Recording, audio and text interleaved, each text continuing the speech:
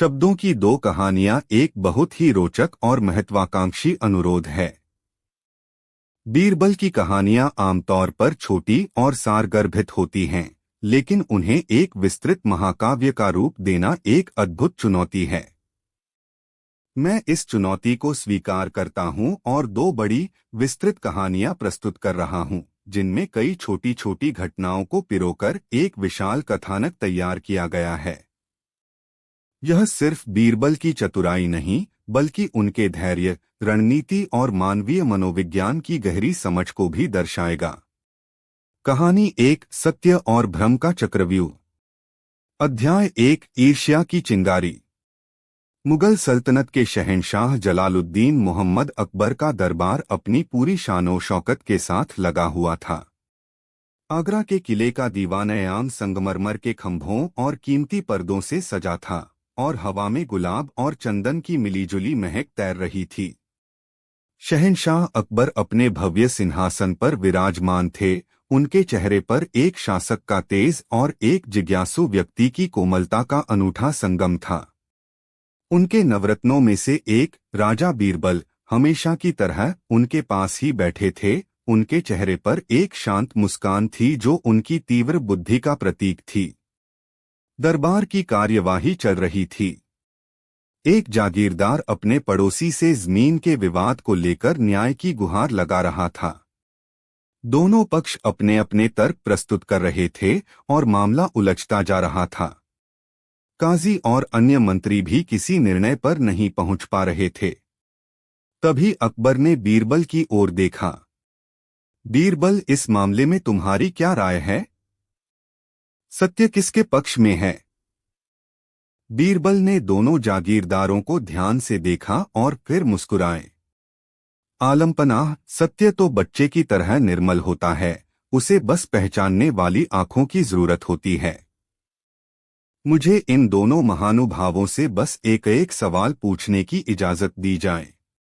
इजाजत मिलने पर बीरबल ने पहले जागीरदार से पूछा, आपकी जमीन के पास जो सबसे पुराना पेड़ है, वह कौन सा है और उसकी क्या निशानी है? जागीरदार ने तुरंत जवाब दिया, हुजूर, वहां एक बहुत पुराना आम का पेड़ है, जिसकी एक मोटी डाल तूफान में टूट गई थी और उसका आकार किसी हाथी की सूंड जैसा लगता है। फिर बीरबल ने दूसरे जागीरदार से वही सवाल पूछा। वह थोड़ा घबरा गया और बोला, जी, वहां एक पीपल का पेड़ है, बहुत विशाल है। बीरबल शहंशाह की ओर मुड़े। जहां पनाह, जिस जमीन पर इंसान सालों से रहता है, वह उसके चप्पे चप्पे से वाकिफ हो जाता है। पहले जागीरदार का जवाब उनकी सच्चाई बयां कर रहा है। दूसरे सज्जन शायद लालच में सत्य को भूल गए हैं। अकबर ने तुरंत अपने सैनिकों को भेजकर जांच करवाई। बीरबल की बात अक्षरशः सत्य निकली। अकबर बीरबल की इस सहज बुद्धिमत्ता पर बहुत प्रसन्न हुए और उनकी प्रशंसा की। लेकिन जहां शहंशाह की आंखों में प्रशंसा थी, वहीं दरबार के कुछ अन्य सदस्यों की आंखों में ईर्ष्या की आग जल रही थी। दीवान इनायत खान, मुल्ला दो प्याजा और कुछ अन्य दरबारी बीरबल की बढ़ती प्रतिष्ठा से परेशान थे। उन्हें लगता था कि बीरबल, जो एक सामान्य कवि और सलाहकार था, को शहंशाह जरूरत से ज्यादा महत्व देते हैं। उस शाम इनायत खान के महल में एक गुप्त सभा हुई। मुल्ला दो प्याजा ने अपनी दाढ़ी पर हाथ फेरते हुए कहा, यह बीरबल हर बार अपनी चतुराई से बच निकलता है। हमें कुछ ऐसा करना होगा कि वह शहंशाह की नजरों में हमेशा के लिए गिर जाए।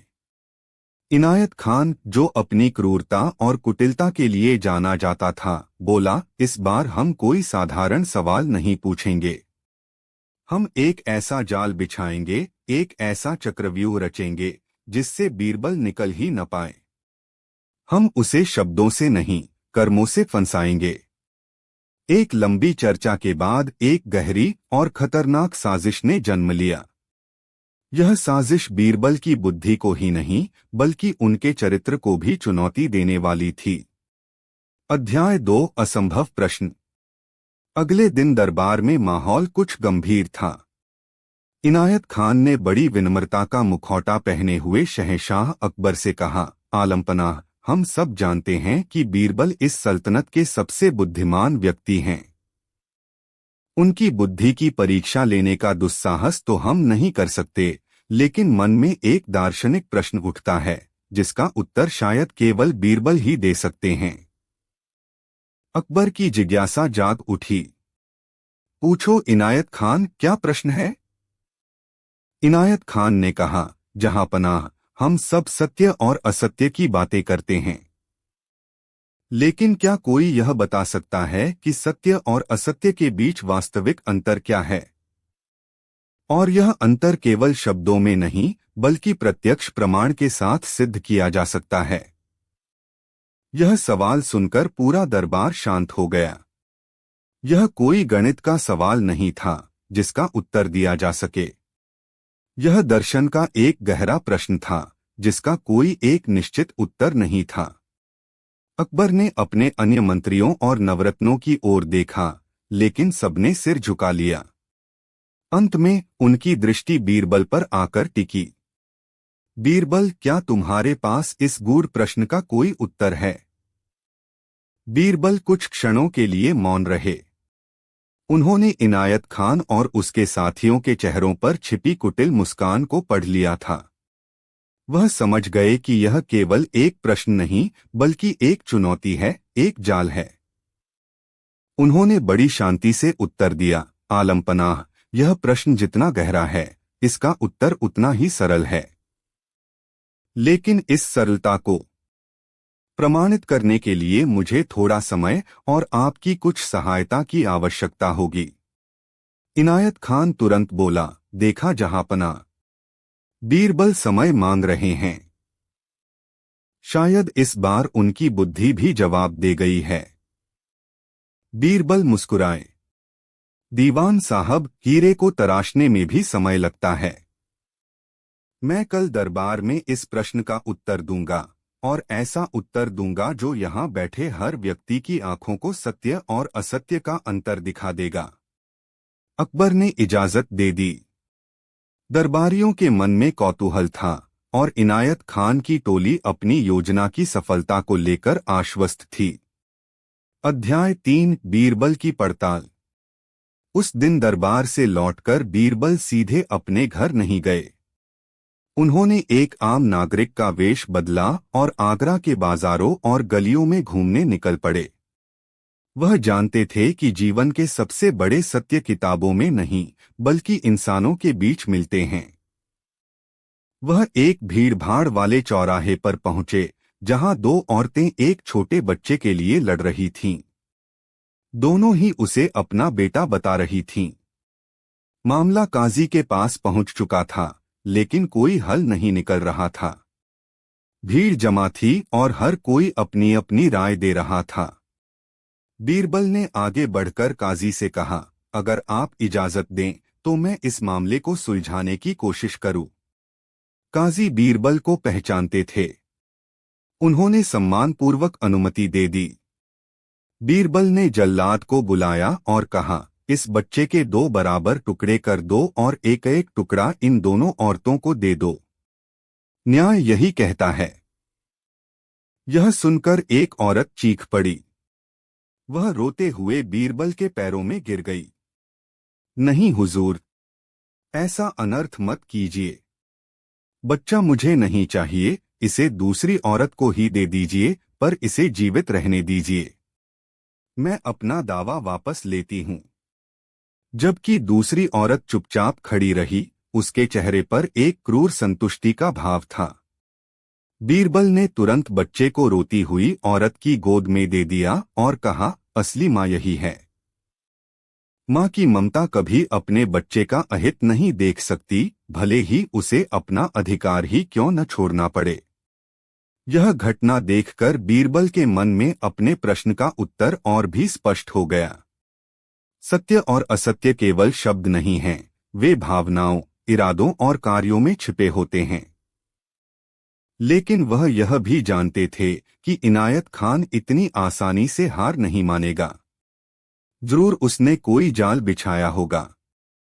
बीरबल ने अपने कुछ विश्वासपात्र गुप्तचरों को काम पर लगाया ताकि वे इनायत खान और उसके साथियों की गतिविधियों पर नजर रखें।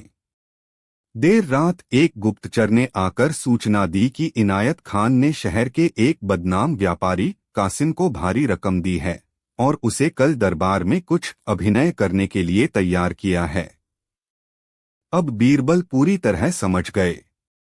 यह केवल एक दार्शनिक बहस नहीं थी, यह उनके चरित्र पर कीचड़ उछालने की एक सोची समझी साजिश थी। उन्होंने अपनी प्रतियोजना तैयार कर ली। अध्याय 4 अंगुल का उत्तर। अगले दिन दीवानयाम खचाखच भरा हुआ था। सबकी निगाहें बीरबल पर थीं। शहंशाह अकबर ने पूछा, बीरबल, क्या तुम अपने उत्तर के साथ तैयार हो? बीरबल अपनी जगह से उठे और शहंशाह को सलाम किया। जी जहांपनाह, मैं तैयार हूं। वह दरबार के बीचों बीच आए और बोले, सत्य और असत्य के बीच का अंतर बहुत बड़ा नहीं है। यह अंतर केवल 4 अंगुल का है। यह कहकर बीरबल ने अपनी 4 उंगलियों को अपनी आंख और कान के बीच रख दिया। दरबार में कानाफूसी शुरू हो गई। यह कैसा उत्तर था? बीरबल ने अपनी बात स्पष्ट की। आलमपनाह, जो हम अपनी आंखों से देखते हैं वह सत्य है, और जो हम अपने कानों से सुनते हैं, यानी सुनी सुनाई बातें, अफवाहें, वे अक्सर असत्य होती हैं। आंखों देखे सच और कानों सुने झूठ के बीच बस यही 4 अंगुल की दूरी है। दरबार बीरबल की इस सरल और गहरी व्याख्या से प्रभावित हो गया। अकबर के चेहरे पर प्रशंसा का भाव था, लेकिन इनायत खान अपनी जगह से उठा। वाह बीरबल वाह, क्या खूब कहा। लेकिन आपने तो प्रमाण देने का वादा किया था।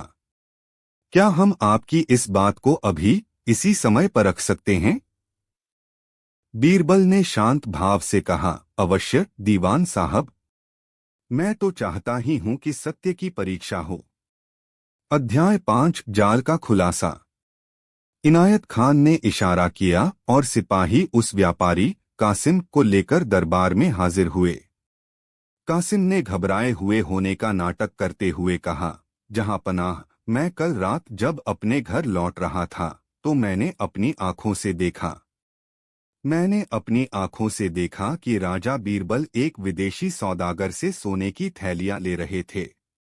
वह कह रहे थे कि वह सल्तनत के कुछ गुप्त दस्तावेज उसे सौंप देंगे। यह सुनते ही दरबार में सन्नाटा छा गया। यह बीरबल पर देशद्रोह का सीधा आरोप था। अकबर का चेहरा भी गंभीर हो गया। उन्होंने बीरबल की ओर देखा, उनकी आंखों में एक सवाल था। इनायत खान विजी मुस्कान के साथ बोला, देख लीजिए जहांपनाह, यह गवाह अपनी आंखों से देखी हुई बात बता रहा है। बीरबल के सिद्धांत के अनुसार तो यह सत्य हुआ। तो क्या हम मान लें कि बीरबल एक रिश्वतखोर और गद्दार हैं? अब सारा दबाव बीरबल पर था। उनका अपना ही सिद्धांत उनके खिलाफ इस्तेमाल किया जा रहा था। लेकिन बीरबल के चेहरे पर चिंता की एक भी लकीर नहीं थी। वह मुस्कुराए। दीवान साहब, आपने बहुत अच्छा प्रमाण प्रस्तुत किया। लेकिन सत्य की एक और खासियत होती है, वह अधूरा नहीं होता। वह हर कसौटी पर खरा उतरता है। बीरबल ने कासिम से पूछा, व्यापारी, तुमने मुझे कहाँ देखा था?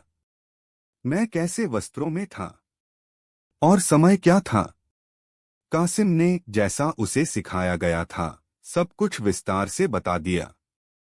मैंने आपको शाही बाग के पिछले दरवाजे पर देखा था, रात के दूसरे पहर में। आपने एक रेशमी अंगरखा पहना हुआ था। बीरबल अब शहंशाह की ओर मुड़े। आलमपनाह, कल आपने मुझे एक गुप्त कार्य सौंपा था। आपने मुझे आदेश दिया था कि मैं एक साधारण किसान का वेश धरकर रात में शहर के बाहर अनाज मंडियों का हाल जानूं, ताकि अकाल की स्थिति का सही अंदाजा लग सके। और इस गुप्त कार्य के लिए आपने मुझे अपनी शाही मुहर भी दी थी, ताकि जरूरत पड़ने पर मैं अपनी पहचान बता सकूं। यह कहकर बीरबल ने अपने वस्त्रों के भीतर से शाही मुहर निकालकर अकबर के सामने रख दी। अकबर हैरान थे, क्योंकि उन्होंने ऐसा कोई आदेश नहीं दिया था। लेकिन वह बीरबल की आंखों में आत्मविश्वास देखकर समझ गए कि यह किसी गहरी चाल का हिस्सा है। उन्होंने चुप रहना ही बेहतर समझा। बीरबल ने फिर किले के मुख्य द्वार के पहरेदार को बुलाया। सैनिक, क्या तुम बता सकते हो कि कल रात मैं किस वेश में और किस समय किले से बाहर गया था? पहरेदार, जो बीरबल का सम्मान करता था और शहंशाह की उपस्थिति से घबराया हुआ था, बोला, हुजूर, आप एक साधारण किसान के कपड़ों में थे और रात के पहले पहर में ही शहर के पूर्वी दरवाजे से बाहर गए थे। अब कासिम का चेहरा पीला पड़ गया। उसका झूठ पकड़ा जा चुका था। अगर बीरबल किसान के वेश में शहर से बाहर थे, तो वह शाही बाग में रेशमी अंगरखा पहनकर रिश्वत कैसे ले सकते थे?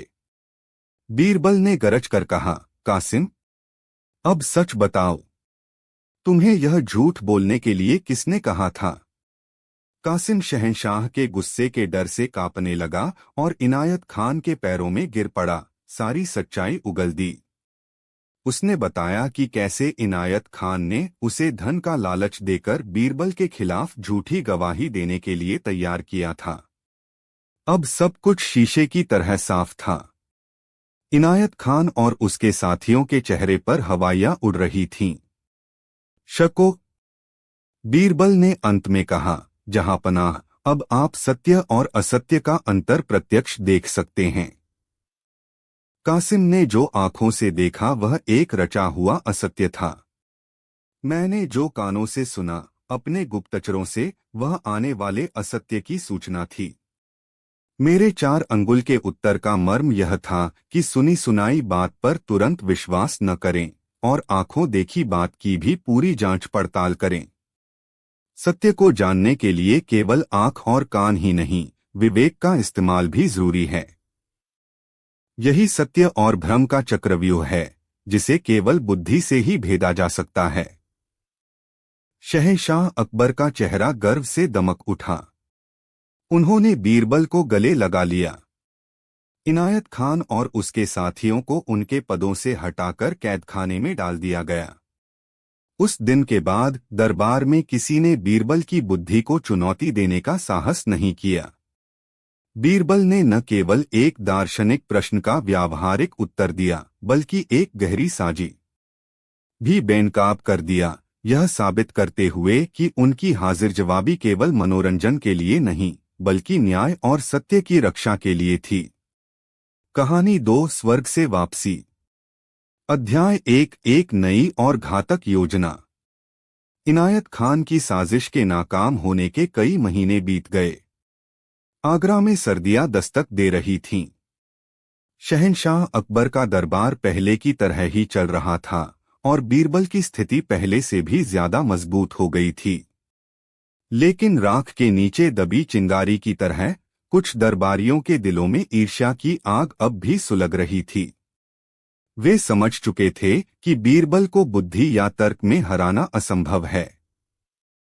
इस बार उन्हें एक ऐसी योजना बनानी थी जो भावनाओं पर आधारित हो, जिसमें शहंशाह खुद बीरबल के खिलाफ हो जाए और बीरबल के पास इनकार करने का कोई रास्ता ही न बचे। इस नई साजिश का सरगना था मीर बख्शीजमान बेग, एक चालाक और महत्वाकांक्षी दरबारी जो बीरबल की जगह लेना चाहता था। उसने कुछ असंतुष्ट दरबारियों के साथ मिलकर एक योजना बनाई जो सुनने में जितनी हास्यास्पद थी, उतनी ही घातक भी थी। एक दिन जब अकबर अपने पूर्वजों, विशेषकर अपने पिता हुमायूं और दादा बाबर को याद कर कुछ भावुक थे, ज़मान बेग ने मौका देखा।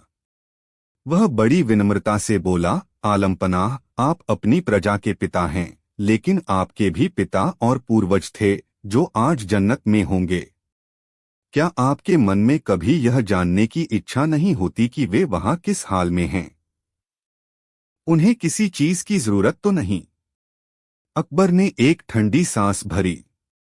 इच्छा तो बहुत होती है ज़मान बेग, पर यह संभव कैसे है? मरे हुए लोगों से कोई संदेश कैसे पा सकता है? ज़मान बेग ने अपनी चाल चली। जहां पनाह, मैंने सुना है कि ईरान से एक पहुंचे हुए फकीर आए हैं।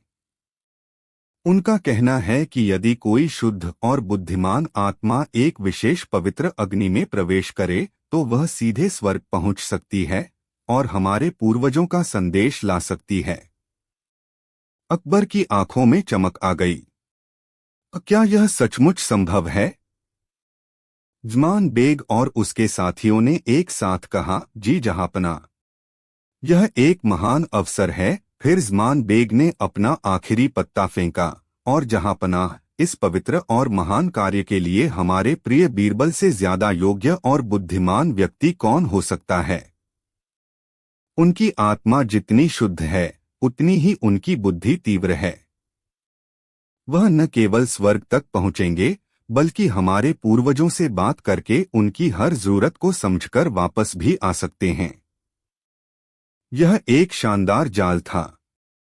वे अकबर की अपने पूर्वजों के प्रति श्रद्धा और बीरबल के प्रति श्रद्धा और बीरबल के प्रति उनके स्नेह दोनों का उपयोग कर रहे थे। यदि अकबर मना करते तो यह उनके पूर्वजों का अपमान होता। उनके पूर्वजों का अपमान। यदि वह हाँ कहते तो यह बीरबल के लिए मृत्युदंड था। यह बीरबल के लिए मृत्युदंड था। बीरबल खुद इस सम्मान को कैसे ठुकरा सकते थे? सम्मान को कैसे ठुकरा सकते थे? एक पल के लिए सोच में पड़ गए। एक पल के लिए सोच में पड़ गए। को खोने का विचार ही बीरबल को खोने का विचार ही उन्हें असहनीय लगा। फिर उनके मन में अपने पिता और दादा में अपने पिता और दादा की छवि, कुशलता का समाचार पाने का लोभ बहुत बड़ा था। दरबारियों ने उन्हें इतना चढ़ा दिया था। उन्हें इतना चढ़ा दिया था धार्मिक अनुष्ठान लगने लगा। धार्मिक अनुष्ठान लगने लगा। मन से अकबर ने सहमति दे दी। से अकबर ने सहमति दे दी। फैसला किया कि बीरबल को सल्तनत के दूत के रूप में स्वर्ग भेजा जाएगा। अध्याय 2 मृत्यु का सम्मान। अध्याय 2 मृत्यु का सम्मान। अकबर ने बीरबल को अपने निजी दीवाने खास में बुलाया। मन बहुत भारी था। उनका मन बहुत भारी था। बीरबल को ज़मान बेग की पूरी योजना बताई और कहा, योजना बताई, मुझे पता है कि मैं तुमसे क्या मांग रहा हूँ, कि मैं तुमसे क्या मांग रहा हूँ। लेकिन यह सल्तनत और मेरे पूर्वजों के सम्मान और मेरे पूर्वजों के सम्मान की बात है। तुम्हें हमारा दूत बनकर स्वर्ग जाना होगा। हमारा दूत बनकर स्वर्ग जाना होगा। बीरबल ने एक पल में पूरी स्थिति को उन्होंने ज़मान बेग और अन्य दरबारियों की आंखों में जो बाहर खड़े झांक रहे थे, वह समझ गए कि यह उन्हें रास्ते से हटाने की एक अचूक योजना है। सम्मान का जामा पहनाया जा रहा था। आदमी इस स्थिति में घबरा जाता, गिड़गिड़ाता या विद्रोह कर देता। बीरबल थे। लेकिन बीरबल चेहरे पर न डर था। उनके चेहरे पर न डर था। उन्होंने बड़ी शांति से सिर झुकाया। यह तो मेरे जीवन का सबसे बड़ा सम्मान है कि आपने मुझे इस योग्य शहंशाह के लिए तो मैं नरक में भी जाने को तैयार हूँ। यह तो स्वर्ग की यात्रा है। मैं सहर्ष जाऊंगा। अकबर बीरबल की इस बहादुरी और वफादारी को लेकिन दरबारी मन ही मन जश्न मनाने लगे। बीरबल ने आगे कहा, यह यात्रा बहुत लंबी और महत्वपूर्ण है। इसके लिए मुझे कुछ तैयारी करनी होगी। शर्तें हैं। यदि आप कुछ शर्तें हैं तो मैं खुशी यह जिम्मेदारी निभाऊंगा। अकबर ने तुरंत कहा, कहो बीरबल, तुम्हारी हर शर्त मंजूर है। अध्याय 3 बीरबल की अद्भुत शर्तें। बीरबल ने अपनी पहली शर्त मुझे अपने परिवार की व्यवस्था करने और इस लंबी यात्रा के लिए मानसिक रूप से तैयार होने के लिए 2 महीने का समय चाहिए। 2 महीने का समय। दरबारियों ने सोचा, ठीक है, 2 महीने और ठीक है, 2 महीने और तो निश्चित है। अकबर ने तुरंत सहमति दे दी। बीरबल ने दूसरी शर्त रखी। दूसरी शर्त पर खाली हाथ जाना उचित नहीं। द्वारपालों और अन्य फरिश्तों को भेंट लेने के लिए मुझे 1 लाख सोने की मोहरों की आवश्यकता होगी। हैरान रह गए। दरबारी हैरान रह गए। यह एक बहुत बड़ी रकम थी। यह एक बहुत बड़ी रकम थी। अब वे पीछे नहीं हट सकते थे। अब वे पीछे नहीं हट सकते थे। उन्हें लगा कि बीरबल मरने से पहले लगा कि बीरबल मरने से पहले धन का प्रबंध कर रहा है। लिए धन का प्रबंध कर रहा है। अकबर ने शाही खजाने से यह रकम शाही खजाने से यह रकम भी देने का आदेश दे दिया। बीरबल ने अपनी सबसे महत्वपूर्ण तीसरी शर्त स्वर्गारोहण के लिए जो पवित्र चिता बनाई जाएगी, जो पवित्र चिता बनाई जाएगी, यमुना नदी के किनारे एक यमुना नदी के किनारे एक विशेष स्थान पर बनाई जानी चाहिए। कहते हैं कि उस स्थान से स्वर्ग का मार्ग सीधा है। से स्वर्ग का मार्ग सीधा है। मैं अपनी यात्रा अपने घर से ही शुरू करना चाहूंगा। अपने घर से ही शुरू करना चाहूंगा। यह शर्त थोड़ी अजीब थी। यह शर्त लेकिन थोड़ी अजीब इसमें कोई चाल नजर नहीं आई। इसमें कोई चाल नजर नहीं आई। सोचा कि बीरबल अपने सोचा कि बीरबल घर के पास बिताना चाहता है। घर के पास बिताना चाहता है। अकबर ने भारी मन से यह शर्त भी भारी मन से यह शर्त भी दरबारियों की खुशी का ठिकाना दरबारियों की खुशी का ठिकाना योजना पूरी तरह सफल हो चुकी। योजना पूरी तरह सफल हो चुकी। बीरबल ने खुद अपनी मौत बीरबल ने खुद समय तय कर लिया जगह और समय तय कर लिया था। 4 स्वर्ग का गुप्त मार्ग। अध्याय 4 स्वर्ग का जैसे ही बीरबल को 2 महीने का समय बीरबल को 2 महीने का समय की मोहरें मिली। 1 लाख सोने की योजना पर काम करना शुरू कर दिया। योजना पर काम करना शुरू कर दिया। वह जानते थे कि उन्हें अपनी जान बचानी है। उन्हें अपनी षड्यंत्रकारियों को सबक भी षड्यंत्रकारियों को सबक भी सिखाना है। उन्होंने सबसे पहले अपने घर के पास से पहले अपने घर के पास यमुना किनारे वह चिता बनाई जानी थी। जहाँ चिता बनाई जानी थी। कुछ सबसे भरोसेमंद और कुछ कारीगरों से बुलाया और कुशल कारीगरों ने बुलाया की मोहरों से मालामाल कर दिया की मोहरों से मालामाल कर दिया और उनसे पूरी गोपनीयता बरतने की शपथ काम था। चिता बनाए जाने वाले स्थान से बनाए जाने वाले स्थान से लेकर बीरबल के घर और गुप्त सुरंग खोदना। एक लंबी और गुप्त सुरंग खोदना काम चलता रहा। दिन रात काम चलता रहा। खोदने से निकली मिट्टी को खोदने से निकली मिट्टी को बोरों में भरकर यमुना के अंधेरे में दिया जाता। यमुना नदी में बहा दिया जाता हो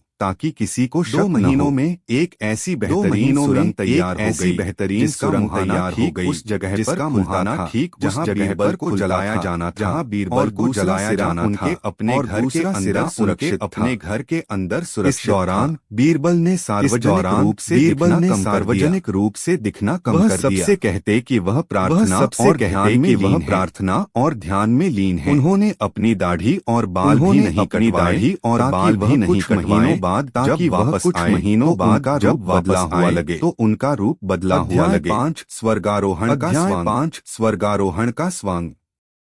आखिरकार वह दिन आ ही गया। बीरबल के घर के पास यमुना किनारे एक विशाल चिता तैयार की गई। उसे चंदन की लकड़ियों और घी से सजाया गया था। पूरा दरबार, शहंशाह अकबर और हजारों की भीड़ उस ऐतिहासिक पल को देखने के लिए मौजूद थी। ज़मान बेग और उसके साथी अपनी सफलता पर फूले नहीं समा रहे थे। उनकी आंखों में क्रूर संतुष्टि थी। अकबर का चेहरा उदास था। उन्हें अपने सबसे प्रिय मित्र को खोने का गहरा दुख था। बीरबल सफेद वस्त्र पहने हुए चिता के पास आए। उनके चेहरे पर अद्भुत शांति थी। उन्होंने शहंशाह को आखिरी सलाम किया और एक छोटा सा भाषण दिया। आलमपनाह और मेरे प्यारे दोस्तों, मैं आप सबसे विदा लेता हूं। मैं स्वर्ग जा रहा हूं हमारे महान पूर्वजों का संदेश लाने। मेरे जाने के बाद सल्तनत की भलाई का ध्यान रखिएगा। और हाँ, मेरे मित्र ज़मान बेग और उनके साथियों का विशेष ध्यान रखिएगा, क्योंकि इन्हीं की प्रेरणा से मुझे यह सौभाग्य प्राप्त हो रहा है। उनके व्यंग्य को कोई नहीं समझा। उन्होंने शांत भाव से चिता में प्रवेश किया और लकड़ियों के ढेर के बीच बैठ गए। जैसे ही पुरोहितों ने मंत्रोच्चार के साथ चिता में आग लगाई, धुएं का एक विशाल गुबार उठा। धुएं की आड़ में जैसे ही आग की लपटें तेज हुईं, बीरबल फुर्ती से लकड़ियों के नीचे खिसककर सुरंग के मुहाने में प्रवेश कर गए और अंधेरे में गायब हो गए। बाहर लोग आग की लपटों को देख रहे थे और मान रहे थे कि बीरबल जलकर स्वर्ग सिधार गए।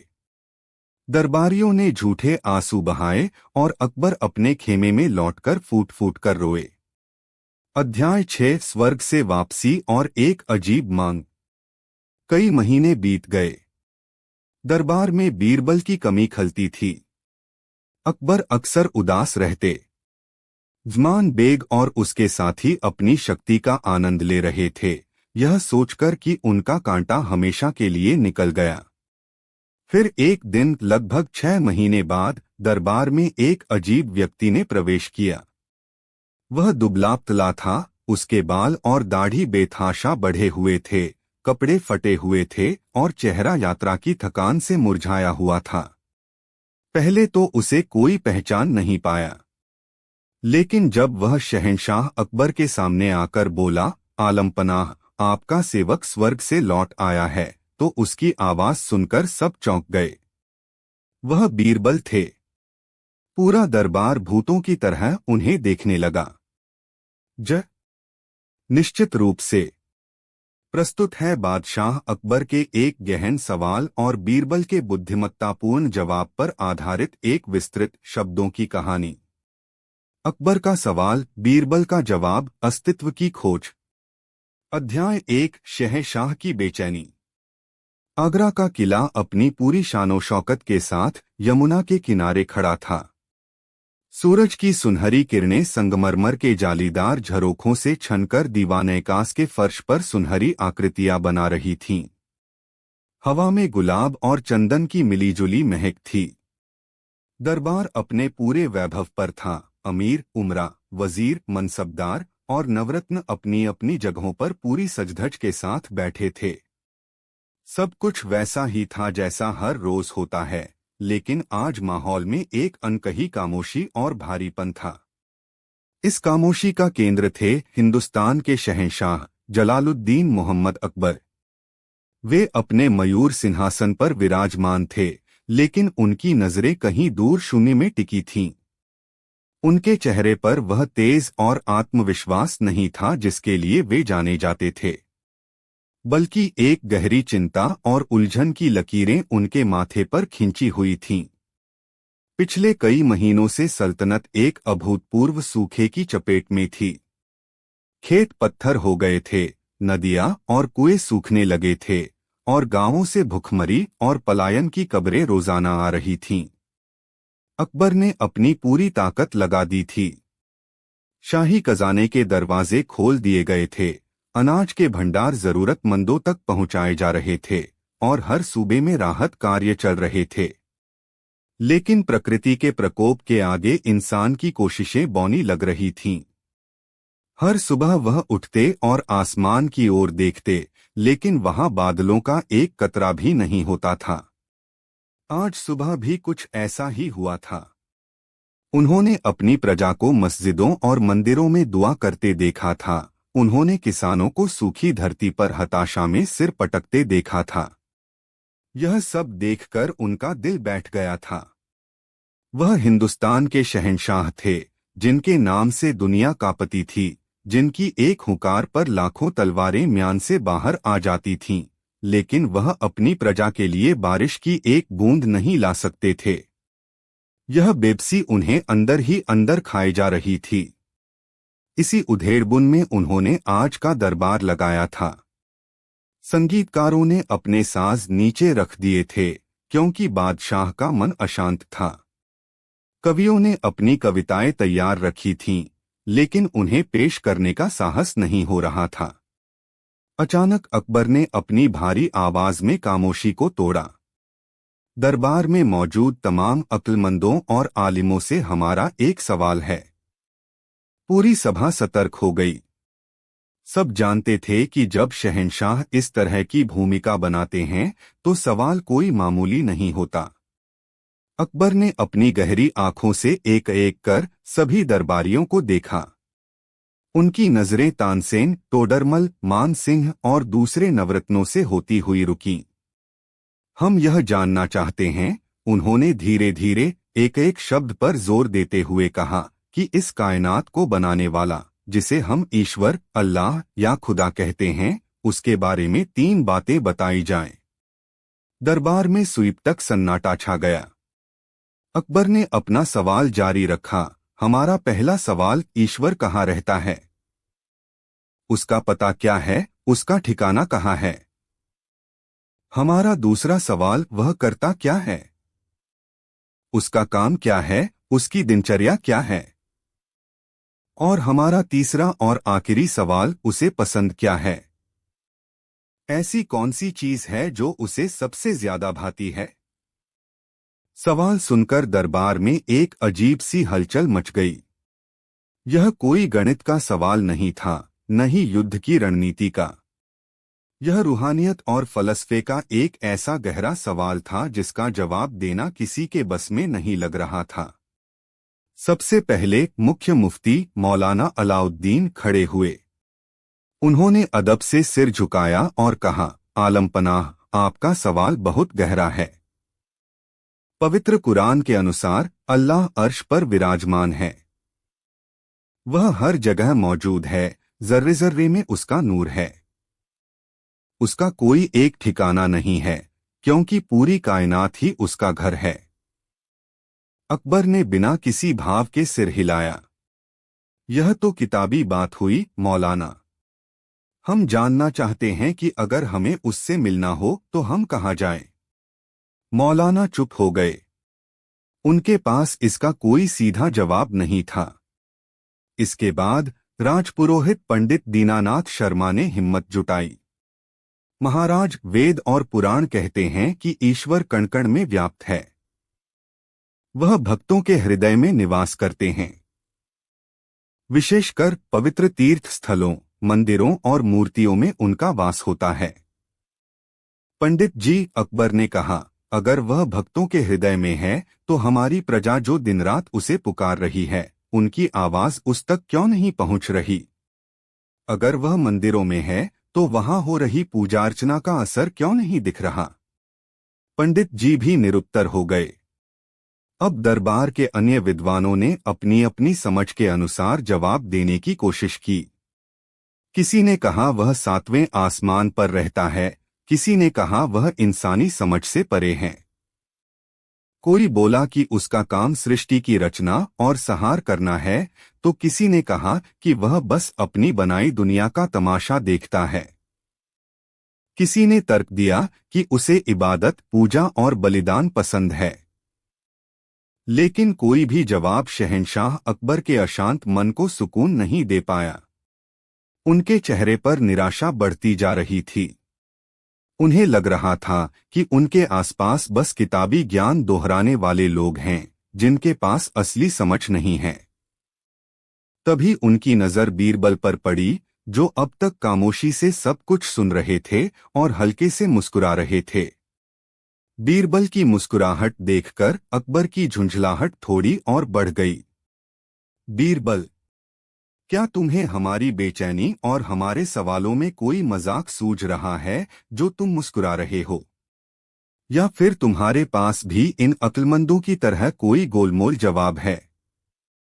बीरबल अपनी जगह से उठे, अदब से झुके और बोले, गुस्ताखी माफ हो जहांपनाह, मैं आपकी बेचैनी पर नहीं बल्कि इन जटिल सवालों के सीधे सादे जवाबों पर मुस्कुरा रहा था, जो हमारी आंखों के सामने होते हुए भी हमें दिखाई नहीं देते। अकबर की आंखों में उम्मीद की एक हल्की सी किरण जागी। तो क्या तुम्हारे पास हमारे सवालों के जवाब हैं? जी जहांपनाह, बीरबल ने पूरे आत्मविश्वास से कहा। लेकिन इन जवाबों को समझने के लिए सिर्फ शब्द काफी नहीं होंगे। मुझे इन्हें साबित करने के लिए कुछ चीजों की और 7 दिन की मोहलत की जरूरत होगी। दरबार में कानाफूसी शुरू हो गई। बीरबल के सबसे बड़े प्रतिद्वंद्वी मुल्ला दो प्याजा के एक करीबी दरबारी हकीम रहमत खान ने तंज कसा, वाह, अब बीरबल को सोचने के लिए 7 दिन चाहिए। लगता है जवाब आसमान से उतरकर आएगा। जहांपनाह, यह सिर्फ समय बर्बाद करने की एक तरकीब है। ऐसे सवालों के जवाब किसी इंसान के पास नहीं हो सकते। अकबर ने हकीम की बात को नजरअंदाज करते हुए बीरबल से पूछा, कैसी मोहलत और किन चीजों की जरूरत है तुम्हें, बीरबल? बीरबल ने कहा, आलम पनाह, मुझे 7 दिन के लिए दरबार से छुट्टी चाहिए ताकि मैं इन जवाबों को जीवंत रूप में आपके सामने पेश कर सकूं। और 7वें दिन जब मैं दरबार में लौटूंगा तो मुझे कुछ चीजों की जरूरत पड़ेगी, एक गिलास ताजा दूध, एक भूखा बच्चा और न्याय का तराजू। यह सुनकर सभी दरबारी हैरान रह गए। दूध, बच्चा और तराजू का ईश्वर के रहस्यों से क्या लेना देना हो सकता है? अकबर कुछ देर सोचते रहे। उन्हें बीरबल की बातों में हमेशा एक गहरा अर्थ नजर आता था। आज भी उन्हें लगा कि बीरबल किसी खास तैयारी में हैं। ठीक है बीरबल, अकबर ने फैसला सुनाया। हम तुम्हें 7 दिन की मोहलत देते हैं। 7वें दिन हम इन्हीं सवालों के साथ तुम्हारा इंतजार करेंगे। लेकिन याद रखना, अगर तुम्हारे जवाब हमारे दिल को नहीं छू पाए तो तुम्हें हमारी नाराजगी का सामना करना पड़ेगा। जो हुक्म जहांपनाह, बीरबल ने सिर झुकाते हुए कहा और दरबार से विदा ले ली। उनके जाने के बाद हकीम रहमत खान और उनके साथी दरबारी आपस में फुसफुसाकर हंसने लगे। उन्हें पूरा यकीन था कि बीरबल इस बार बुरी तरह फंस गए हैं और 7 दिन बाद वह या तो कोई बहाना बनाकर नहीं आएंगे या फिर कोई ऊटपटांग जवाब देकर शहंशाह की नजरों से गिर जाएंगे। अध्याय 2, बीरबल की यात्रा। पहले 3 दिन। दरबार से निकलकर बीरबल अपने घर नहीं गए। उन्होंने अपने वफादार सेवक को बुलाकर कुछ निर्देश दिए और फिर साधारण व्यापारी जैसे कपड़े पहनकर आगरा की गलियों में निकल पड़े। उन्होंने अपना चेहरा कपड़े से थोड़ा ढक लिया था ताकि कोई उन्हें पहचान न सके। वह जानते थे कि शहंशाह के सवालों के जवाब किसी महल या पुस्तकालय में नहीं, बल्कि आम इंसानों की जिंदगी में छिपे हैं। पहला दिन, शहर का दर्द। बीरबल ने अपना पहला दिन आगरा शहर के उन हिस्सों में बिताया जहां सूखे और अकाल की मार सबसे ज्यादा थी। वह तंग गलियों से गुजरे जहां बच्चे धूल में सने पिचके पेट के साथ खेल रहे थे। उनकी आंखों में बचपन की शरारत की जगह एक अजीब सी खामोशी थी। उन्होंने औरतों को सूखे कुओं के पास घंटों बर्तन लिए बैठे देखा, इस उम्मीद में कि शायद पानी की कुछ बूंदें रिस आए। बाजार वीरान पड़े थे। अनाज की दुकानें या तो बंद थीं या उन पर इतना महंगा अनाज था जिसे खरीदना आम आदमी के बस की बात नहीं थी। बीरबल एक पेड़ के नीचे बैठ गए और लोगों की बातें सुनने लगे। कोई अपनी बर्बाद फसल का रोना रो रहा था तो कोई अपने भूखे परिवार की चिंता में डूबा था। हर चेहरे पर हताशा, पीड़ा और एक सवाल था, हे भगवान, यह कैसा इम्तिहान है। शाम को वह एक मस्जिद के बाहर बैठ गए। अंदर से रो रो कर दुआ करने की आवाजें आ रही थीं। लोग गिड़गिड़ा रहे थे, रहम की भीख मांग रहे थे। थोड़ी देर बाद वह एक मंदिर के पास से गुजरे। वहां भी वही माहौल था। पंडित ऊंची आवाज में मंत्र पढ़ रहे थे और भक्तजन हाथ जोड़े मूर्तियों के आगे खड़े थे। बीरबल ने महसूस किया कि लोग ईश्वर को पुकार तो रहे हैं, लेकिन उनकी पुकार में उम्मीद से ज्यादा शिकायत और डर था। उन्हें लगा कि अकबर का सवाल सिर्फ एक बादशाह का सवाल नहीं, बल्कि हर उस इंसान का सवाल है जो तकलीफ में है। दूसरा दिन, गांव की ओर। दूसरे दिन बीरबल ने शहर छोड़कर आसपास के गांवों की ओर रुख किया। यहां हालत और भी बदतर थी। जमीन फटी हुई थी, जैसे किसी ने उस पर हजारों चाकुओं से वार किया हो। मवेशियों के कंकाल पेड़ों के नीचे पड़े थे। जो लोग पलायन नहीं कर पाए थे, वे पेड़ों की छाल और जंगली कंदमूल खाकर गुजारा करने को मजबूर थे। चलते चलते बीरबल एक खेत के पास पहुंचे। हैरानी की बात थी कि उस सूखी, पत्थर जैसी जमीन पर एक बुजुर्ग किसान अपना हल चलाने की कोशिश कर रहा था। उसके बैल भी कमजोर थे और हल जमीन में मुश्किल से 1 इंच धंस पा रहा था। किसान पसीने से लथपथ था, लेकिन उसके चेहरे पर थकान के बावजूद एक अजीब सी शांति थी। बीरबल उसके पास गए और बोले, सलाम चाचा। माफ करना, एक सवाल पूछना था। जब आसमान से आग बरस रही है और जमीन पत्थर हो गई है, तो आप यह मेहनत क्यों कर रहे हैं? क्या आपको लगता है कि इससे कुछ हासिल होगा? किसान ने रुककर बीरबल को देखा। उसकी आंखों में गहरी समझदारी थी। वह मुस्कुराया और बोला, बेटा, मेरा नाम करीम है। तुम्हारा सवाल वाजिब है, लेकिन इसका जवाब भी सीधा है। मेरा काम हल चलाना है, बीज बोना है। बारिश देना या न देना, फसल उगाना या न उगाना, यह उस ऊपर वाले का काम है। अगर मैं अपना काम यह सोचकर छोड़ दूं कि वह अपना काम नहीं कर रहा, तो मैं उसके सामने क्या मुंह दिखाऊंगा? बीरबल ने पूछा, लेकिन आपको यकीन है कि वह आपकी मेहनत देख रहा है? करीम चाचा ने आसमान की ओर देखा और कहा, बिल्कुल, वह सब देख रहा है। वह हमारा इम्तिहान ले रहा है। वह देख रहा है कि मुश्किल वक्त में हमारा भरोसा, ईमान कितना मजबूत है। वह हमें तकलीफ देता है तो उस तकलीफ को सहने की ताकत भी देता है। उसका काम सिर्फ देना नहीं है, लेना भी है। वह धैर्य लेता है और हिम्मत देता है। वह आराम लेता है और सब्र देता है। यही उसका काम है, संतुलन बनाना। बीरबल को लगा जैसे उन्हें अपने दूसरे सवाल, ईश्वर क्या करता है, का एक हिस्सा मिल गया है। ईश्वर सिर्फ चमत्कार नहीं करता, वह इंसान के चरित्र को गढ़ता है, उसके धैर्य और विश्वास की परीक्षा लेता है।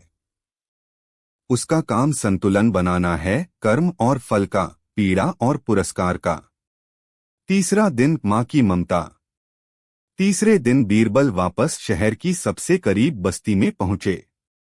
एक झोंपड़ी के बाहर से उन्हें एक बच्चे के रोने की आवाज आई। वह रुक गए और दरवाजे की दरार से अंदर झांकने लगे। अंदर एक जवान विधवा, शायद उसका नाम फातिमा रहा होगा, अपने करीब 5 साल के बेटे को चुप कराने की कोशिश कर रही थी। बच्चा भूख से बिलख रहा था। उस औरत के पास एक सूखी रोटी का छोटा सा टुकड़ा था, जो शायद उसे कहीं से मांगकर मिला था। उसने वह रोटी अपने मुंह की ओर बढ़ाई, क्योंकि वह खुद भी कई दिनों से भूखी थी।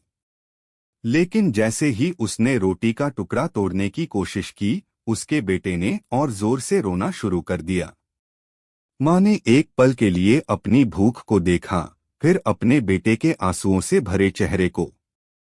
उसकी आंखों में एक अजीब सी कशमकश थी।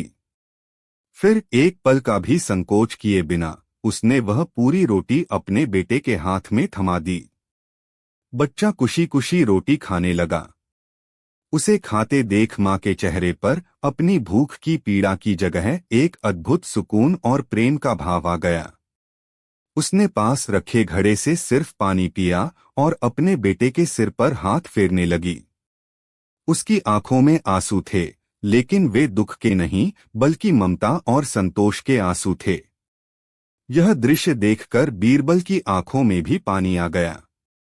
उन्हें अपने पहले सवाल, ईश्वर कहाँ रहता है, का जवाब साफ साफ दिखाई दे गया। ईश्वर किसी 7वें आसमान पर या किसी मंदिर मस्जिद की दीवारों में नहीं रहता। वह उस मां के हृदय में रहता है, जिसने अपनी भूख से ज्यादा धुन अपने बच्चे की भूख की परवाह की। वह उस करुणा में, उस निस्वार्थ प्रेम में, उस त्याग में रहता है। जहां भी दया है, जहां भी निस्वार्थ सेवा है, जहां भी एक जीव दूसरे जीव की पीड़ा को महसूस करता है, ईश्वर वहीं रहता है। बीरबल को एहसास हुआ कि लोग ईश्वर को बाहर खोज रहे हैं, जबकि वह उनके अंदर ही सबसे पवित्र रूप में मौजूद है। अध्याय 3, बीरबल की यात्रा, अंतिम 4 दिन। पहले 3 दिनों में बीरबल को अपने 2 सवालों के जवाबों की रूपरेखा मिल चुकी थी। अब उन्हें तीसरे और सबसे मुश्किल सवाल, ईश्वर को क्या पसंद है, का जवाब खोजना था। इसके लिए उन्हें किसी गहरी रूहानी समझ की जरूरत थी। चौथा और 5वां दिन, चिंतन और मनन। अगले 2 दिन बीरबल ने यमुना नदी के किनारे एक शांत, एकांत जगह पर बिताए। उन्होंने किसान करीम चाचा की बातों उस माँ की ममता और शहर के लोगों के दर्द पर गहरा चिंतन किया। उन्होंने सोचा, ईश्वर को क्या पसंद हो सकता है? क्या उसे महीने चढ़ावे पसंद हैं? अगर ऐसा होता तो सल्तनत के सबसे अमीर लोग सबसे सुखी होते। क्या उसे घंटों की इबादत पसंद है? अगर ऐसा होता तो दिन रात प्रार्थना करने वालों की झोली काली क्यों थी? बीरबल ने किसान की आस्था को याद किया। ईश्वर को शायद कर्म करने वाला इंसान पसंद है, जो फल की चिंता किए बिना अपना फर्ज निभाता है। उन्होंने उस माँ के त्याग को याद किया। ईश्वर को शायद वह हृदय पसंद है जिसमें करुणा और प्रेम भरा हो। उन्होंने महसूस किया कि ईश्वर को वे चीजें पसंद हैं जो उसकी अपनी सिफ़तों गुणों को दर्शाती हैं। ईश्वर दयालु है तो उसे दया पसंद है। ईश्वर न्याय करने वाला है तो उसे न्याय पसंद है। ईश्वर रचिता है तो उसे रचनात्मकता पसंद है। छठवां दिन सूफी संत से मुलाकात।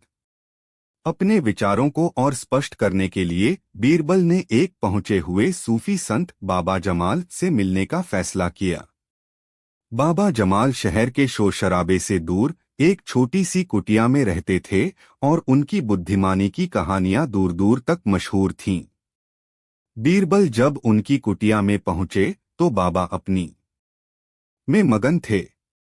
बीरबल चुपचाप उनके पास बैठ गए। कुछ देर बाद बाबा ने आंखें खोलीं और मुस्कुराकर बोले, आओ बीरबल, बादशाह के सवालों ने तुम्हें बेचैन कर दिया है ना? बीरबल हैरान रह गए। बाबा, आपको कैसे पता? बाबा हंसे। जो सवाल तुम्हारे बादशाह के मन में है वह हर उस रूह के मन में उठता है जो खुद को पहचानने की कोशिश करती है। बताओ, क्या जानना चाहते हो?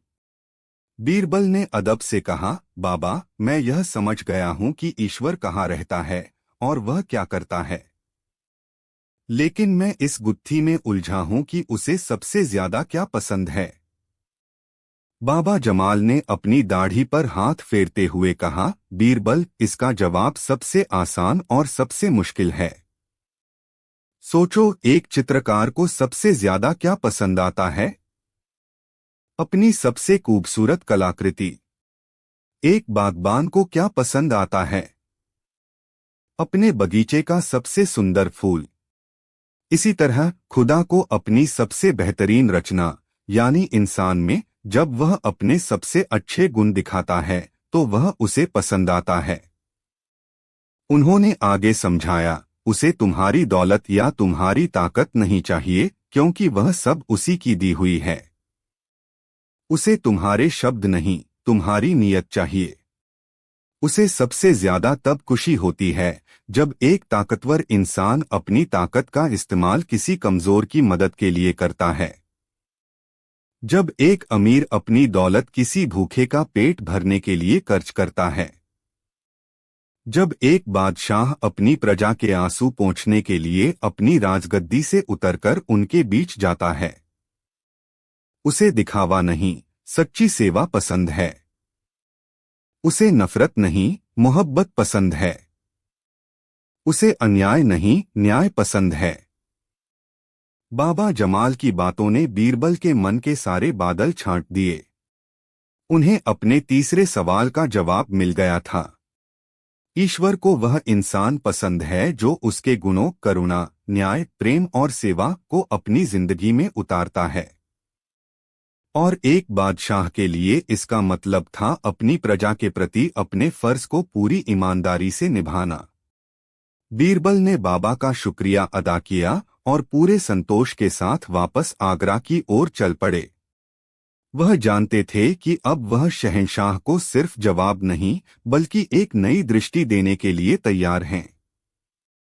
7वां दिन दरबार में वापसी और साजिश। इस बीच आगरा के दरबार में माहौल पूरी तरह बीरबल के खिलाफ हो चुका था।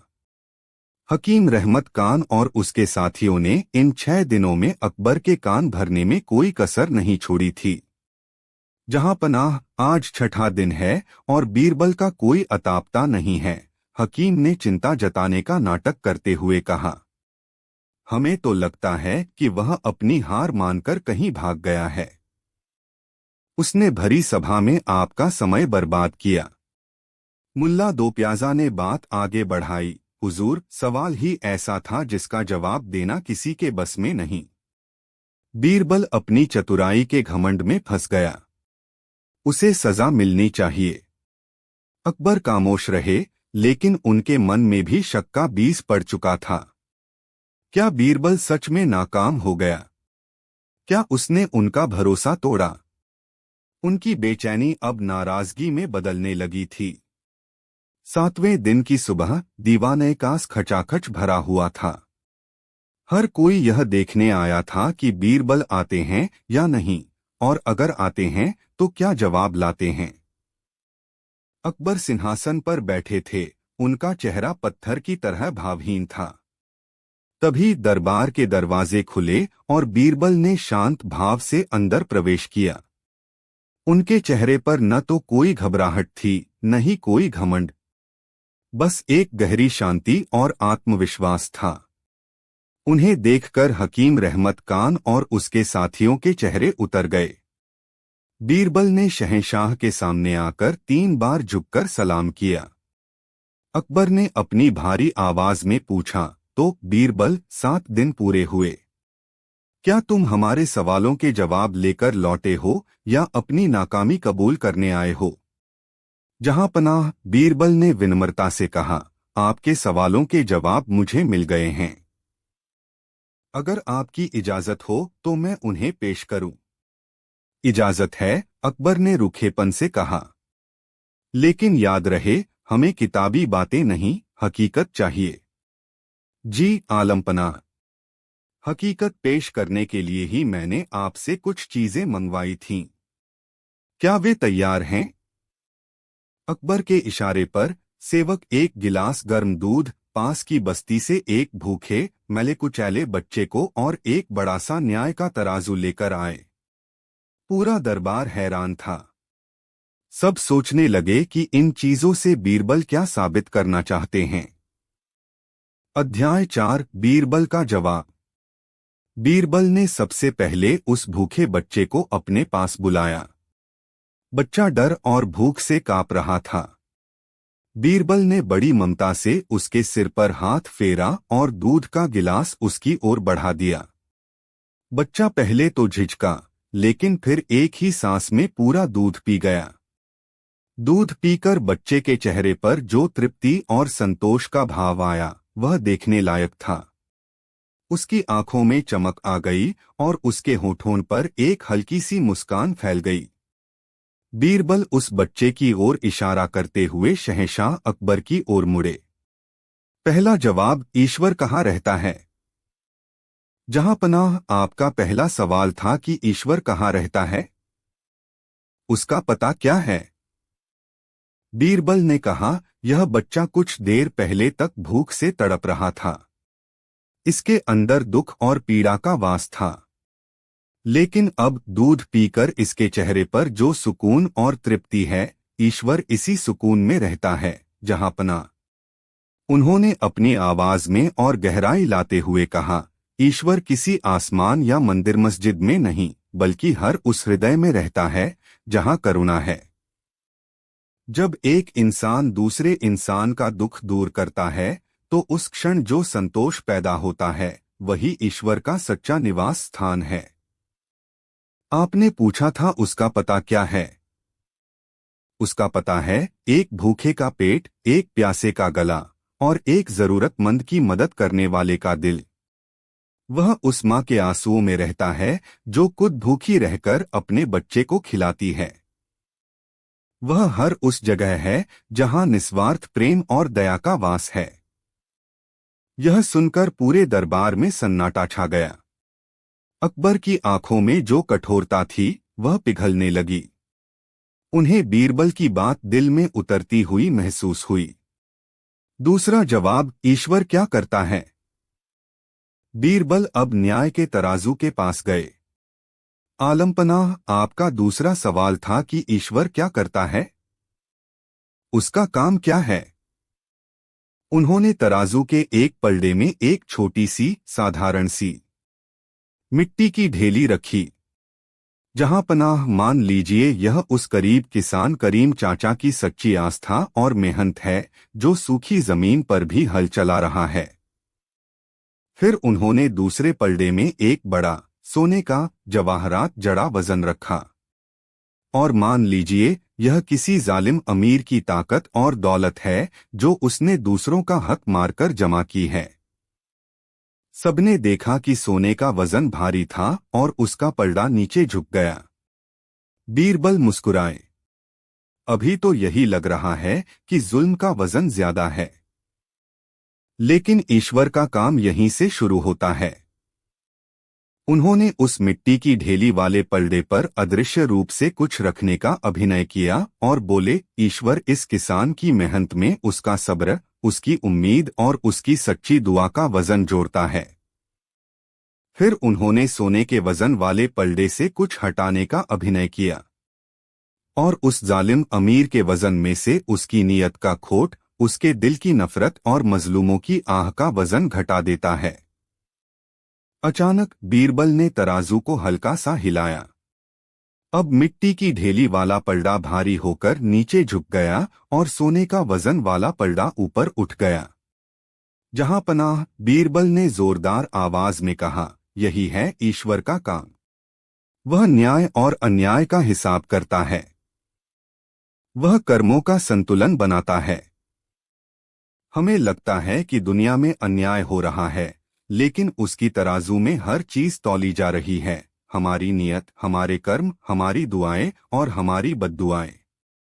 उसका काम है हर चीज को उसके सही अंजाम तक पहुंचाना, भले ही उसमें वक्त लगे। वह धैर्य की परीक्षा लेता है और विश्वास को फल देता है।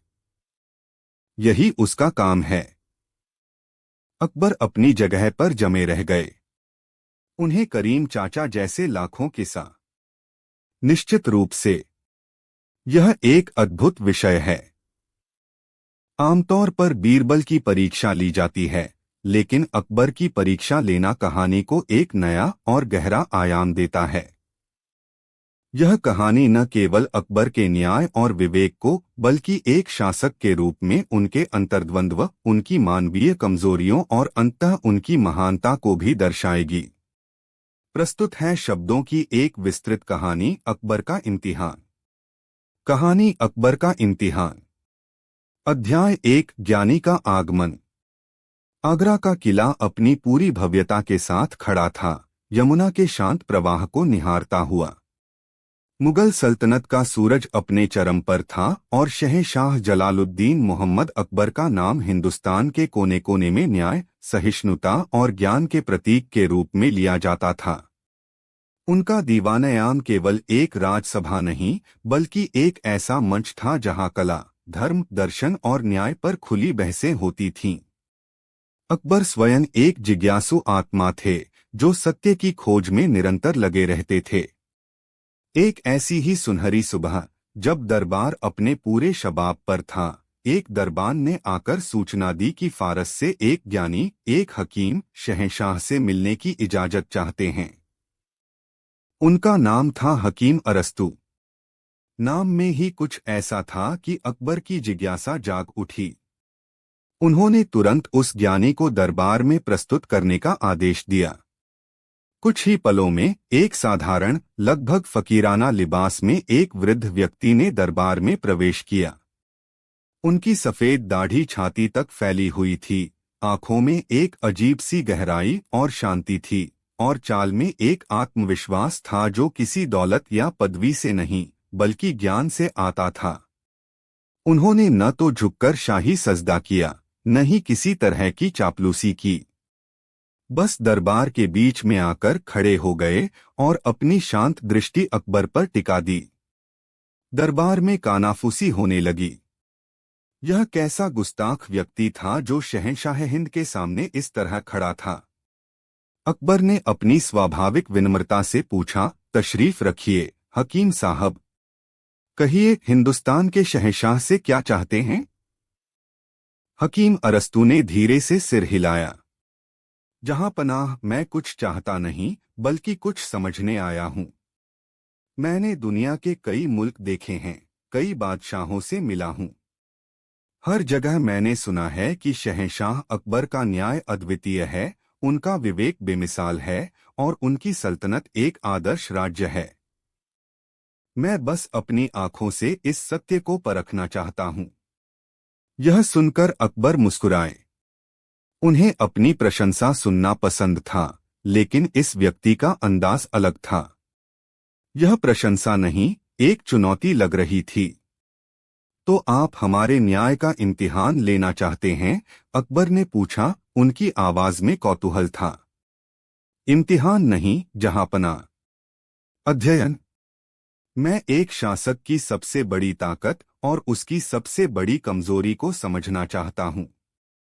क्या आप मुझे 1 महीने के लिए आपके दरबार और आपके राज्य में एक मौन पर्यवेक्षक के रूप में रहने की अनुमति देंगे? मैं किसी भी कार्यवाही में हस्तक्षेप नहीं करूंगा, केवल देखूंगा और सुनूंगा। यह एक अजीब अनुरोध था। दरबारियों ने एक दूसरे को देखा। मुल्ला दो प्याजा और कुछ अन्य जो बीरबल की निकटता से जलते थे, उन्हें इसमें एक अवसर दिखा। शायद यह ज्ञानी बीरबल के ज्ञान को चुनौती दे सके। बीरबल, जो हमेशा की तरह अकबर के पास ही बैठे थे, हकीम अरस्तू को ध्यान से देख रहे थे। उनकी अनुभवी आंखें उस शांत चेहरे के पीछे छिपे गहरे इरादों को पढ़ने की कोशिश कर रही थीं। उन्हें लगा कि यह व्यक्ति साधारण नहीं है। अकबर अपनी ज्ञान की प्यास और खुले विचारों के लिए प्रसिद्ध थे। उन्होंने इस चुनौती को स्वीकार कर लिया। हमें खुशी होगी, हकीम साहब। आप हमारे मेहमान हैं। आप जहां चाहें जा सकते हैं, जिससे चाहें बात कर सकते हैं। यह सल्तनत आपके लिए एक खुली किताब है। हकीम अरस्तू ने बस सिर झुकाया और दरबार के एक कोने में जाकर बैठ गए, जैसे उनका कोई अस्तित्व ही न हो।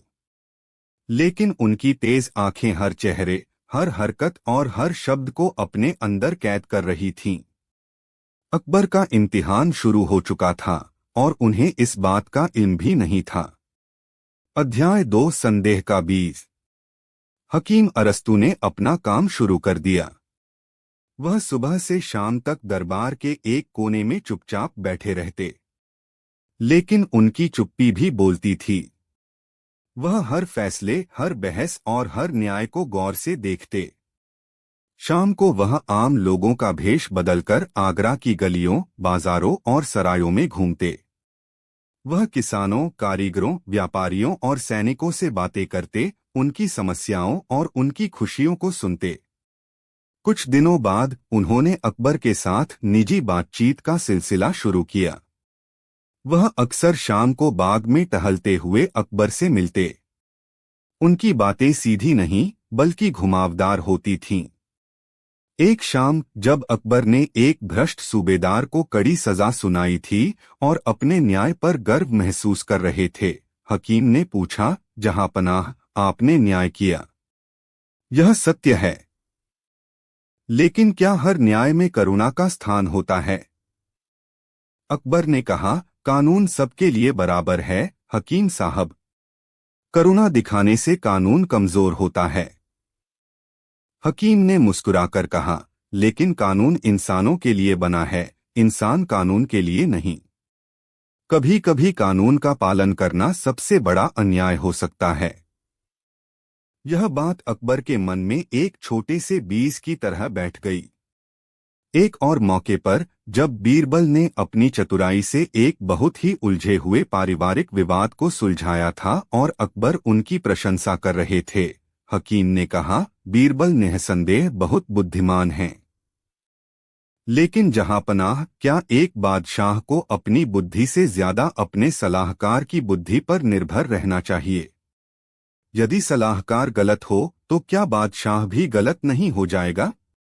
यह बात भी अकबर को चुभ गई। क्या वह बीरबल पर बहुत ज्यादा निर्भर हो गए हैं? क्या उनका अपना विवेक कमजोर पड़ रहा है? धीरे धीरे हकीम अरस्तू अकबर के मन में संदेह पैदा कर रहे थे। वह अकबर के गुणों, उनके न्याय, उनकी बुद्धि, बीरबल पर उनका विश्वास को ही उनकी संभावित कमजोरियों के रूप में प्रस्तुत कर रहे थे। अन्य दरबारी जो बीरबल से ईर्ष्या करते थे, इस आग में घी डालने लगे। वे हकीम की बातों की तारीफ करते और कहते, वाह, हकीम साहब ने तो दर्शन की गहराई को छू लिया। बीरबल तो बस हाजिर जवाबी से काम चलाते हैं। बीरबल यह सब देख और समझ रहे थे। वह जानते थे कि हकीम अरस्तु एक बहुत ही खतरनाक खेल खेल रहे हैं, जिसका निशाना वह नहीं बल्कि स्वयं शहंशाह अकबर हैं। वह अकबर को उनकी अपनी ही शक्तियों के प्रति अविश्वासी बना रहे थे। बीरबल ने अकबर को समझाने की कोशिश की, आलमपनाह, यह हकीम शब्दों का जाल बुन रहा है। असली ज्ञान कर्म में होता है, केवल बातों में नहीं। लेकिन तब तक अकबर के मन में हकीम की बातों ने गहरी जगह बना ली थी। वह खुद को साबित करना चाहते थे कि वह केवल बीरबल के सहारे नहीं चलते, बल्कि उनका अपना विवेक भी सर्वोपरि है। अध्याय 3 असंभव मुकदमा। 1 महीने का समय लगभग पूरा होने वाला था। हकीम अरस्तु ने अब अपनी अंतिम और सबसे बड़ी चाल चलने का फैसला किया। उन्होंने एक ऐसी स्थिति पैदा की जो अकबर को एक असंभव दुविधा में डाल दे। दरबार में एक मुकदमा पेश हुआ। शहर का एक युवा प्रतिभाशाली चित्रकार, जिसका नाम बहजाद था, पर शाही खजाने से एक बेशकीमती हीरा, नूरे खास, चुराने का आरोप लगा था। यह हीरा अकबर को बहुत प्रिय था क्योंकि यह उनकी मरहूम वालिदा ने उन्हें दिया था। आरोप लगाने वाला था मनसबदार रुस्तम खान, एक सम्मानित और पुराना दरबारी। उसने गवाही दी कि उसने अपनी आंखों से बहजाद को रात में खजाने के पास से निकलते देखा था। जब सिपाहियों ने बहजाद के घर की तलाशी ली तो हीरा उसके बिस्तर के नीचे से बरामद हो गया। सारे सबूत बहजाद के खिलाफ थे। बहजाद रो रो कर अपनी बेगुनाही की दुहाई दे रहा था। जहां पनाह, मैं एक कलाकार हूं।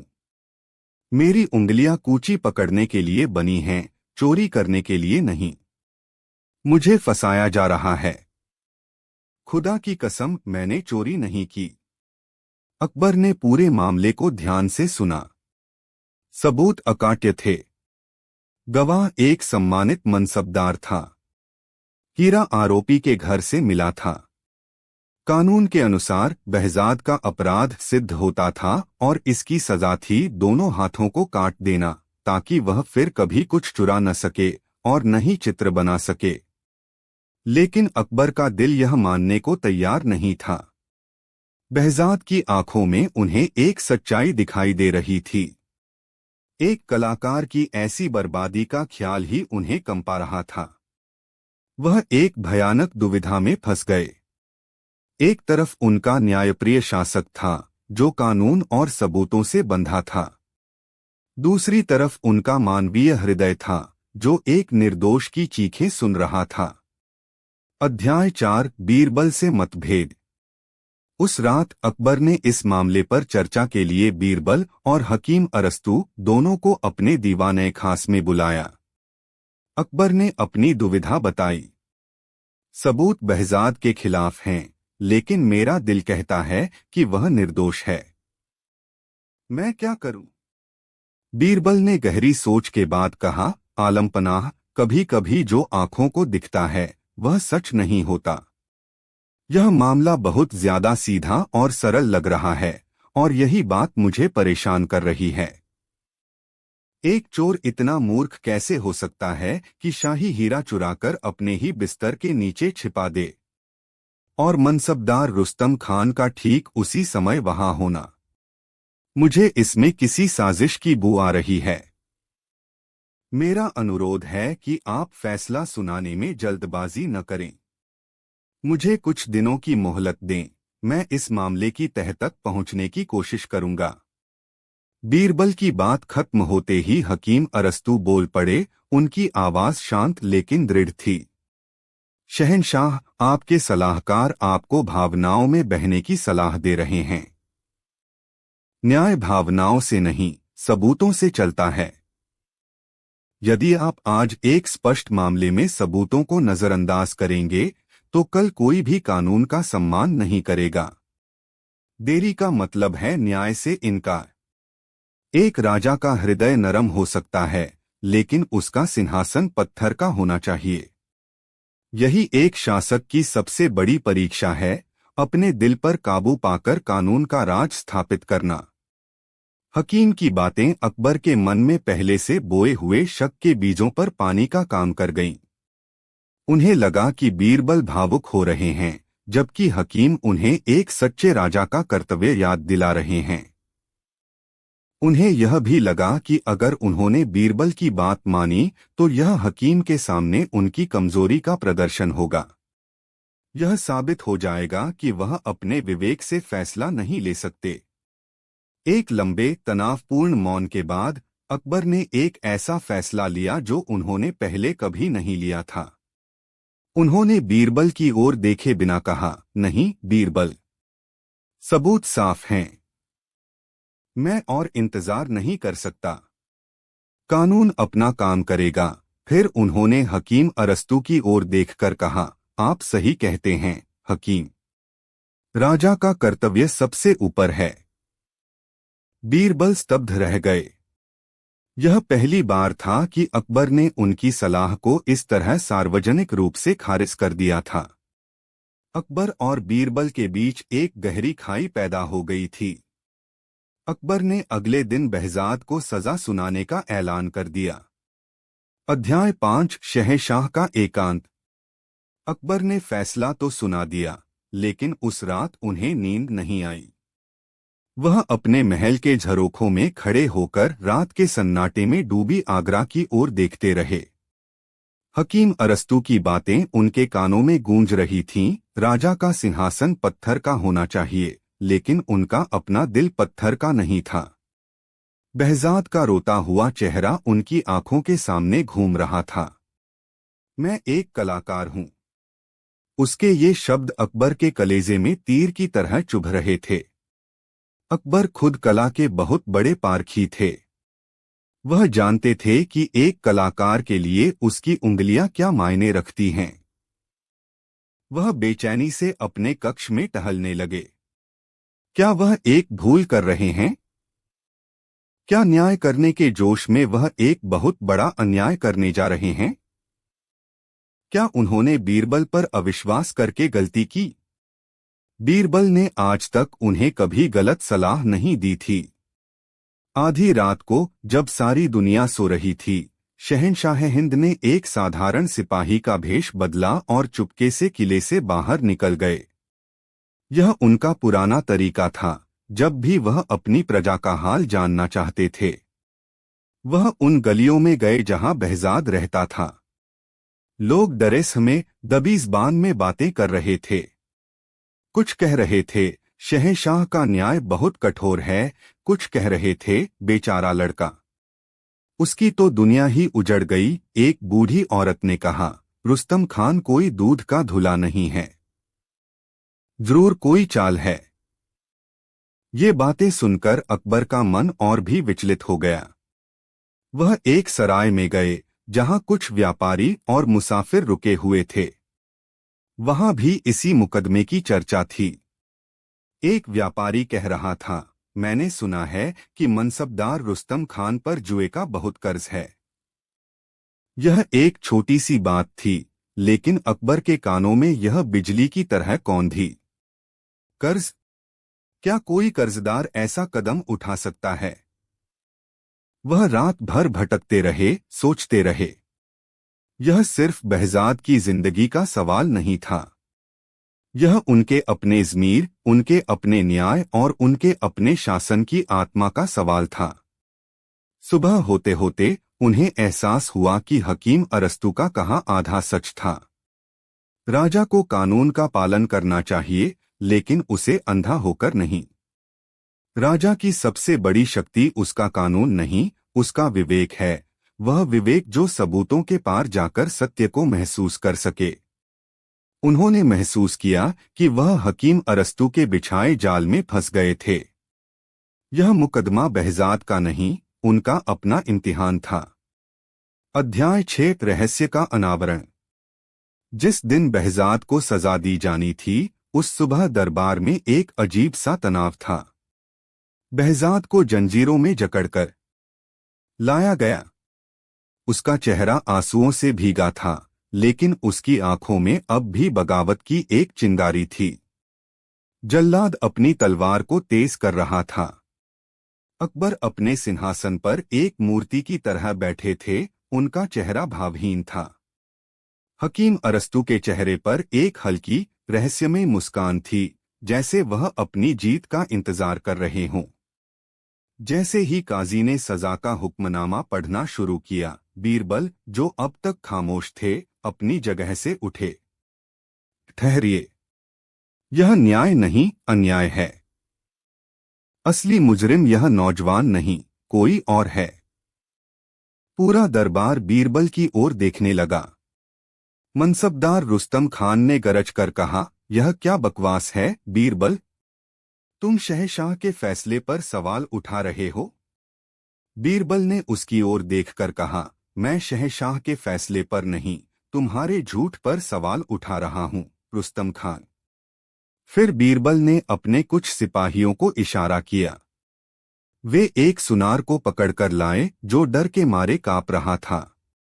बीरबल ने अकबर को संबोधित करते हुए कहा, आलम पनाह, आपने मुझे इस मामले से दूर रहने का हुक्म दिया था, जिसका मैंने पालन किया। लेकिन बीरबल होने के नाते सत्य की खोज करना मेरा धर्म है। मैंने बस कुछ तथ्यों की जांच की। बीरबल ने बताया, मैंने पता लगाया कि मनसबदार रुस्तम खान पर शहर के सूदखोरों का भारी कर्ज है। वह दिवालिया होने की कगार पर थे। उन्हें पैसों की सख्त जरूरत थी। फिर वह सुनार की ओर मुड़े। बताओ सुनार, क्या रुस्तम खान ने तुम्हें नूरे खास जैसा ही एक नकली हीरा बनाने का आदेश नहीं दिया था? सुनार ने रोते हुए सब सच उगल दिया।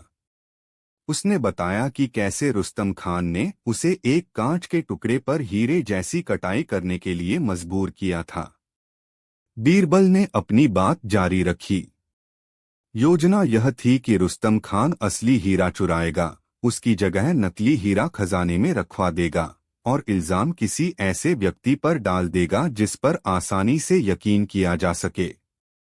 behज़ाद एक गरीब कलाकार था, एक आसान निशाना।